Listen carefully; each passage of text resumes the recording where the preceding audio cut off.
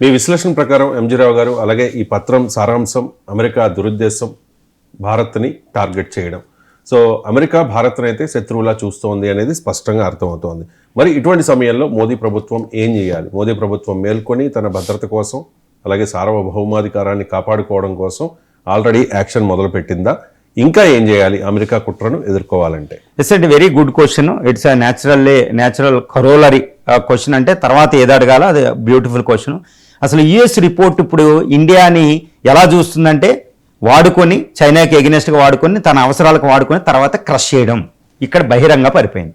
మరి మోడీ గవర్నమెంట్ దీన్ని గ్రహించిందా? పసిగట్టిందా అంటే పసిగట్టింది. నరేంద్ర మోడీ గవర్నమెంట్ దీన్ని పసిగట్టింది. భారత ప్రభుత్వం పసిగట్టే చాలా చర్యలు తీసుకుంటుంది. ఆ చర్యలు నేను చెప్తాను. మరి ఈ చర్యలు సరిపోతాయా, ఇంకా తీసుకోవాలనేది కూడా నేను చర్చిస్తానండి. ఇప్పుడు ఈ మోడీ గవర్నమెంట్ ఏంటంటే ఈ ట్రంప్ యొక్క మనస్తత్వాన్ని పూర్తిగా అవగతం చేసేసుకుంది. అందుకని యుఎస్తో ఒక పక్కన చర్చలు జరుపుతూనే, యుఎస్తో సంబంధ బాంధవ్యాలు పెంచుకుంటూనే, అవసరమైతే అడ్డం తిరుగుతూనే, ముఖ్యంగా టారిఫ్ల విషయంలో, ఈ పాకిస్తాన్ విషయంలో, ఆపరేషన్ సింధూర్ విషయంలో యుఎస్ పాలసీని మనం ఒప్పుకోలేదు. దాని యొక్క మనస్తత్వాన్ని మనం ఒప్పుకోకుండా నరేంద్ర మోడీ గారు వేరే కుంపట పెట్టుకున్నట్టు ఆపరేషన్ సింధూర్లో పాక్ గొడవ నువ్వు అసలు మీడియేటర్గా లేవని పక్కకు తోసేసాం. ఆయనకు నోబెల్ ప్రైజ్ అదంతా మనం మాట్లాడలే. ట్రంప్ వ్యక్తిత్వాన్ని అంతా డైరెక్ట్గా బహిరంగంగా వ్యతిరేకించకుండానే మన యొక్క పాలసీలు మనం అమలు జరుపుకుంటున్నాం, మన అస్తిత్వాన్ని చూసుకుంటూ. అదే సమయంలో యుఎస్తో మీరు మాకు శత్రువు అని ప్రకటించాలని ఇండియా చాలా జాగ్రత్తగా అమెరికాని అలా పెడుతూనే అమెరికా కంటే ఎక్కువగా ఒకటి చెప్తుందండి. అమెరికా ఈ రిపోర్ట్లో ఏం చెప్తుంది, అమెరికాకి ఇండియాకి డిఫరెన్స్ ఏంటంటే, యునైటెడ్ స్టేట్స్ ఆఫ్ అమెరికాకి ఏమంటుందంటే ఈ ప్రపంచంలో అన్ని ఖండాల్లో ఓన్లీ యూనిపోలార్ వరల్డ్ ఉండాలి, ఏకధ్రువ ప్రపంచమే ఉండాలి, అదే అమెరికాయే పవర్ అయి ఉండాలి.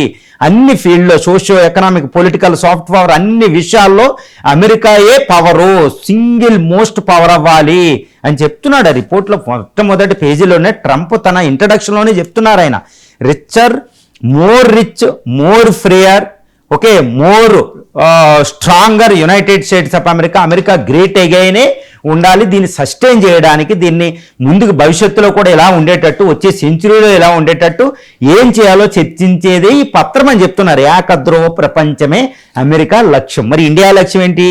బహుళ ధ్రువ ప్రపంచం, మల్టీపోలార్ వరల్డ్. అందులో చైనా ఉండాలి, జపాన్ ఉండాలి, ఇండియా ఉండాలి, బ్రెజిల్ ఉండాలి, సౌత్ ఆఫ్రికా ఉండాలి, యూరోప్ ఉండాలి, రష్యా, ఇలా పవర్స్ ఉంటేనే ప్రపంచంలో శాంతి ఉంటుందని ఇండియా చెప్తుంది. అంటే అమెరికాకి వ్యతిరేకమే కదా. మరి మల్టీపోలార్ వరల్డ్ అంటే ఏకధ్రువ ప్రపంచాన్ని వ్యతిరేకిస్తూ భిన్న ధ్రువ ప్రపంచాన్ని ఎస్టాబ్లిష్ చేయడానికి ఇండియా పావులు కదిపింది. అందులో ఇండియాకి బాగుంటుంది. అందులో ఏం భాగంగా అమెరికా ఉన్న G7తో సంబంధాలు ఉన్నాయి, ఇక్కడ G20లో ఉన్నాం, తర్వాత అక్కడ G7 పార్ట్నర్షిప్కి వెళ్తున్నాం. కానీ ఇక్కడ మనం బ్రిక్స్ అనేది ఒకటి ఉంది, అమెరికా డాలర్ని, అమెరికా ఏకధ్రువ ప్రపంచాన్ని వ్యతిరేకించడానికి అనేది ఒకటి ఉండాలి. తర్వాత అక్కడ అన్ని దేశాలతో సంబంధాలు ఉంటేనే SCO, షాంఘై కోఆపరేషన్ ఆర్గనైజేషన్లో మనం ఉన్నాం. అందులో రష్యా, అమెరికా భద్ర శత్రువులైన రష్యా, చైనాలు కూడా ఉన్నాయి. గుర్తుపెట్టుకోవాలి. ఏషియన్ నాటో అంటాం, అక్కడ ఇండియా ఉంది. అందులో ఇండియా సభ్య దేశం, గుర్తుపెట్టుకోవాలి. బహుళ ధ్రువ ప్రపంచం కోసం అమెరికాని వ్యతిరేకిస్తూ, తర్వాత అమెరికా బద్ధచిత్రుగా పరిగణిస్తున్న చైనా, రష్యాలతో మంచి సంబంధ బాంధవ్యాలు ఇండియా పెంపొందించుకుంటుంది. ఇండియా మల్టీ అలైన్మెంట్ అనే స్ట్రాటజీ మోడీ ఉపయోగిస్తున్నారు. నెహ్రూ టైం నుంచి ఉందనుకోండి, ఇప్పుడు కూడా ఉపయోగిస్తున్నారు. అదేంటి? ప్రపంచంలో అన్ని దేశాలతో సంబంధాలు ఉండాలి, ఎవరిని శత్రువు చేసుకోకూడదు అనే ఒక భావన ఇండియా చక్కగా అమలు జరుపుతుంది. అందులో భాగంగానే SCO, ఇటు బ్రిక్స్, ఇటు G7, ఈ నాటో దేశాలని, EU దేశాలతో అన్నింటితో సత్సంబంధాలు పెంపొందించుకుంటున్నాం. ఇక రెండోది ఏంటంటే సెల్ఫ్ డిఫెన్సు, అంటే తనకు తానే రక్షించుకునే విధంగా న్యూక్లియర్ డెక్ట్రెంట్, న్యూక్లియర్ పాలసీలు తయారు చేసుకుని, ఈ మిసైల్ టెక్నాలజీ, ఈవెన్ అమెరికా మీద కూడా యుద్ధం ప్రకటించగలిగే, ఇక్కడ గుర్తుపెట్టుకోవాలి, ఒకవేళ అమెరికా మన మీద దాడి చేస్తే దాన్ని కూడా ఎదుర్కొనే విధంగా సూర్య మిసైల్, అగ్ని 6 మిసైల్స్ని, తర్వాత న్యూక్లియర్ సబ్మెరైన్స్ని, అరిహంత, అరిఘాట్, అరిదమన్ అని, ఇప్పుడు రష్యా నుంచి తెచ్చుకుంటున్న అకులా 3 వరల్డ్ వైడ్ రేంజ్ ఉన్నదాన్ని, తర్వాత ప్రపంచంలో దేన్నైనా కొట్టగలిగే మిసైల్స్ని మనం తయారు చేసుకుని, న్యూక్లియర్ బాంబులు 200 దాకా తయారు చేసుకుని, ఇంకొక 500కే ప్లాన్ చేస్తూ, న్యూక్లియర్ టెక్నాలజీ అన్నిటిలో, తర్వాత టెక్నాలజికల్గా మాట్లాడేదాన్ని, తర్వాత ఇవన్నిటిలో ఇండియా అమెరికా మీద ఆధారపడకుండా, అమెరికాకి జూనియర్ పార్ట్నర్ అవ్వకుండా, అదేవిధంగా చైనాకి వ్యతిరేకంగా లేకుండా జాగ్రత్త పడుతుంది. తర్వాత అమెరికా ఉపయోగించుకున్న వ్యూహం ఏంటంటే ఈ పత్రంలో ఇండియాని చైనాకి ఎగ్నెస్ట్గా వాడుకోవడం. అంటే చైనా తన చేతులకు మట్టి అంటకుండానే ఇండియా లాంటి ఇంకొక పవర్ను ఉపయోగించి చైనాని అడ్డుకోవడం ఏషియా ఖండంలోనే తన పవర్ని రక్షించుకోవడం అనేది ఇక్కడ నర్మ గర్భంగా చెప్పేస్తుంది బహిరంగంగా. మరి ఇండియా ఏం చేయాలి? చైనాకి ఎగ్నెస్ట్గా ఇండియా ఉపయోగపడదు అని అమెరికాకు ఉపదేశం ఇస్తున్నాం. అందుకనే మనం షాంఘై కోఆపరేషన్ ఆర్గనైజేషన్ టియాంజిన్ వెళ్ళి చైనాతో సత్సంబంధాలు ఉండి చైనాతో బోర్డర్ ప్రాబ్లం మనం చేసుకుంటూ ట్రేడ్ రిలేషన్ పెట్టుకుంటూ ఉంటూనే మనకి నైబరింగ్ హుడ్లో ఇరుగు పొరుగా ఎలా ఉండాలో అలా ఉంటున్నాం ఏషియా డామినెన్స్ కోసం. అదే సమయంలో అమెరికాతో ఉంటున్నాం. అందుకనే క్వాడ్ని అది ఎలా చూసినా మనం మాత్రం సెక్యూరిటీ కింద చూడడంలో యాంటీ చైనా కింద, అది ట్రేడు టెక్నాలజికల్ కోఆపరేషన్ అనే చైనాకి చెప్తున్నాం. చైనాకి దూరం అవడంలో చైనాకి ఎప్పటికప్పుడు చెప్తున్నాం అమెరికా మమ్మల్ని మీకు ఎగ్నెస్ట్గా వాడుకున్నా మేము అలా చెయ్యం, మనం జాగ్రత్తగా ఉందామని చైనాతో ఇండియాతో ఒక అద్భుతమైన సంబంధాలు పెంచుకుని అక్కడ అమెరికా యొక్క స్ట్రాటజీని అణుస్తుంది ఇండియా. ఇది మరి ఇంకా ఏం చేయాలంటే చాలా జాగ్రత్తగా ఉండాలని ఇండియా ఈ విషయంలో ఏంటంటే అమెరికా అక్కడ సాఫ్ట్ పవర్ అనేది ఉపయోగిస్తుంది. మన ఇండియా కూడా అనేది ఒక గ్లోబల్ ప్లేయర్ అండి.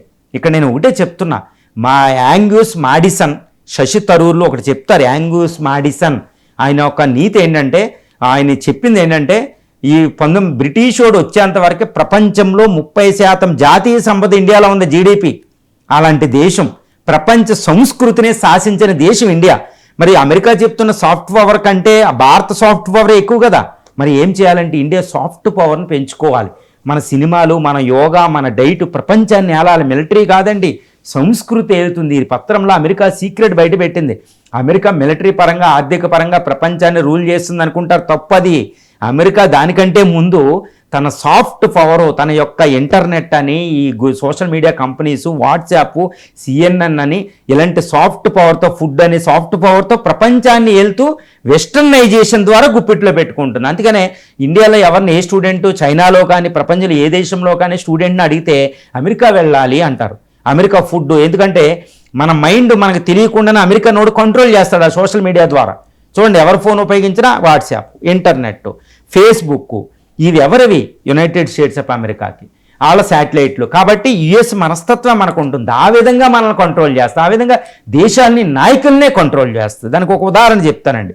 భారతదేశంలో వందే మాతరం కోసం చర్చ జరిగింది భారత పార్లమెంట్లో. కానీ అక్కడ ఉన్న ఎంపీలందరూ దేని నుంచి ప్రసంగిస్తున్నారండి? ఆ యునైటెడ్ స్టేట్స్ ఆఫ్ అమెరికా గూగుల్లో లేదా ChatGPTలు మనం వందే మాతరం కోసం మ్యాటర్ పెడితే, వాడి ఉద్దేశంతో మ్యాటర్ పెడితే ఆ మ్యాటర్ పార్లమెంట్లో చదువుతున్నారంటే ఎంత ఘోరం అండి. ఎందుకంటే ఒరిజినల్గా ఆనందమాట నోవెల్ వీళ్ళు చదివిన వాళ్ళు ఎంతమంది ఉంటారు? శశి ఉంటారు ఒకళ్ళిద్దరు, మిగిలిన వాళ్ళందరూ నీ ChatGPT వీళ్ళు చదివిన వాళ్ళే. కాబట్టి అమెరికా ఓడే మన పార్లమెంట్లో ఏం చర్చ జరగాలో చెప్పేస్తున్నాడండి. మీకు ఒక చిన్న ఉదాహరణ చెప్పాను అనమాట. ఎంపీలందరూ వెంటనే మొబైల్లో చూసేది వాడు ChatGPTలు, వాడు ఏ మ్యాటర్ పెడితే వాడు ఏ ఉద్దేశంతో.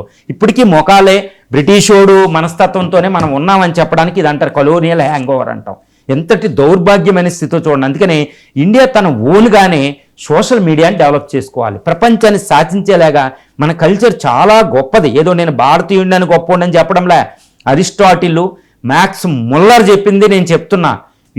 ప్రపంచానికి మొట్టమొదటి బుక్ ఇండియాలో వచ్చింది ఋగ్వేదం. మొట్టమొదటి అక్షరబద్ధం చేసాం, మొట్టమొదటి లిపి రాసిన మొట్టమొదటి వ్యవసాయం నేర్పిన దేశాలు. ఇలాంటి దేశం గుర్తుపెట్టుకోవాలి. మరి ప్రపంచానికి ఇంకా చెప్పే స్థితిలో లేదా? చెప్తే మనం వినాలా? మన సాఫ్ట్ పవర్ని ఉద్దేశించండి. ఇప్పుడు ఇది ఇండియా రెచ్చిపోతుంది. ఏ విధంగా బాగా చెప్తుందంటే మన యోగా, గాంధీ ఇంటర్నేషనల్ నాన్ వైలెన్స్కి మించింది ఉందండి. వాళ్ళ అమెరికా నీగ్రోల్ని విముక్తం చేసింది గాంధీ అనే ఐడియాలజీ. మార్టిన్ లూథర్ కింగ్ ద్వారా, ఒబామా చెప్తారు, అందరూ చెప్తారు. మరి ఆ సాఫ్ట్వేర్ మనం ఉద్దేశం చేసుకోవాలి. ఇంకా మనం చాలా చేయాలి. మనం అసెప్టివ్నెస్ అంటారు. అంటే అక్కడ చైనా లాగా ప్రపంచంలో మనం పీస్ఫుల్, అహింసని, అసెప్టివ్నెస్ ఉపయోగించాలన్నమాట. ప్రపంచాన్ని రూల్ చేసేది ప్రేమభావం అని చెప్పేది భారత సంస్కృతి. ఆ విధంగా ప్రపంచాన్ని 2-3 వేల సంవత్సరాల పాటు ప్రపంచాన్ని ఏలిన దేశం భారతదేశం. ప్రేమభావంతో. అమెరికా ఏం చెప్తుంది? ఫోర్స్ ద్వారా వెళ్దామని చెప్తుంది. బట్ ఎవరు ముఖ్యం? ఇండియా ముఖ్యం. అందుకని ఇండియా గ్రోత్ అవుతుంటే అందరికీ భాగ్యంగా ఉంది. చైనాకి, రష్యాకి, అమెరికాకి అందరికీ దగ్గర అవ్వగలిగిన దేశం ప్రపంచంలో ఒక భారతదేశం. దీన్ని ఉద్ధరించుకోవాలి మోడీ. అందుకనే విశ్వగురు అనే బాగుంది. మరి విశ్వగురు పాలసీల విధంగా చేసినప్పుడే అది అమెరికాని మనం అడ్డుకొని మనం కూడా అమెరికాని అధిగమించి ప్రపంచంలో సూపర్ పవర్ అవుదాం. కానీ సూపర్ పవర్ అయ్యేది అమెరికా ప్రపంచాన్ని ఫోర్స్ ద్వారా, కత్తుల ద్వారా సాధించడం కాదు. ప్రపంచాన్ని మానవ కళ్యాణం వైపు, ప్రపంచాన్ని శాంతి వైపు, ప్రేమభావంతో రూల్ చేయడానికి. అది శాశ్వతంగా ఉండాలని భారతదేశం చెప్పగలగాలి.